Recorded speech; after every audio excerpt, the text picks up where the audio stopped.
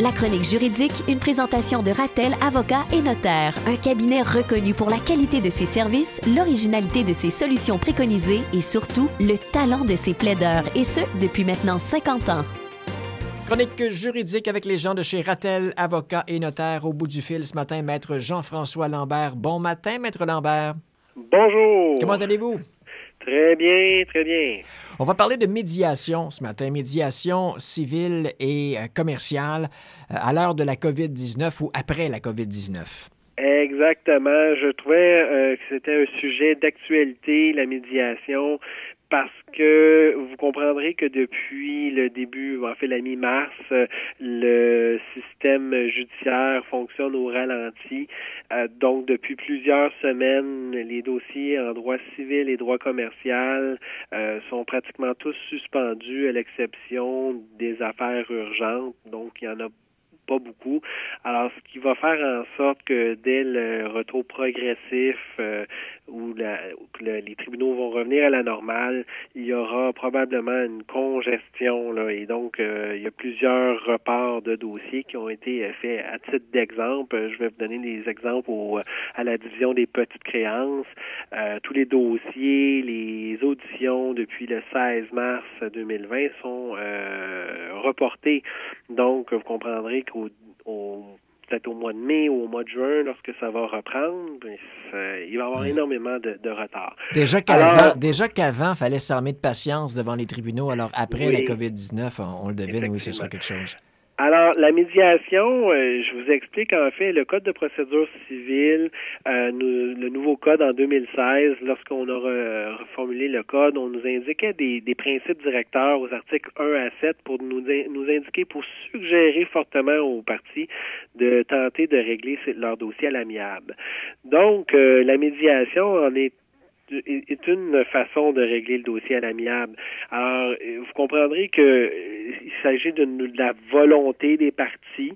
En fait, la médiation, pour le résumer, là, c'est une façon entre deux, lorsqu'il y a un litige entre deux individus, de dire, ben voici, on va rencontrer une personne qui est neutre, un tiers indépendant, qui n'a pas de pouvoir décisionnel, donc c'est pas un juge, mais qui va tenter d'écouter les parties et de faire en sorte que les parties puissent avoir une entente à l'amiable, donc qui est une entente qui est acceptable, qui fait l'objet d'un compromis entre les parties. Donc, c'est quelque chose qui est à l'avantage de tous.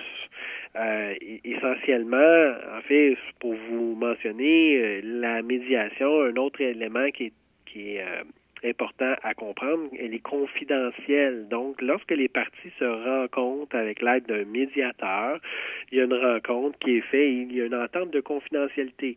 Donc, les gens peuvent dire vraiment les tenants, aboutissants, ce qu'ils ont l'impression de faire. Et donc, s'il n'y a pas de règlement, ben, les parties ne peuvent pas divulguer les informations qui ont été échangées pendant la médiation. Donc, c'est un élément qui est bien important pour les gens de comprendre.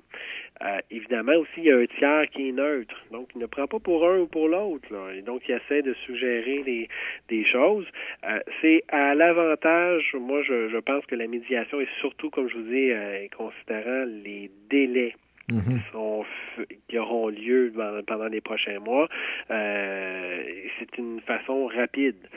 Je vais vous donner un exemple. Les délais devant les tribunaux, peut-être devant les petites créances, seront probablement supérieurs à 1 an d'attente.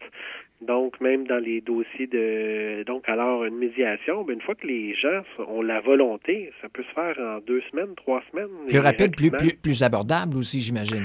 Oui, plus abordable, puisque donc on peut souvent régler des dossiers en moins d'une demi-journée.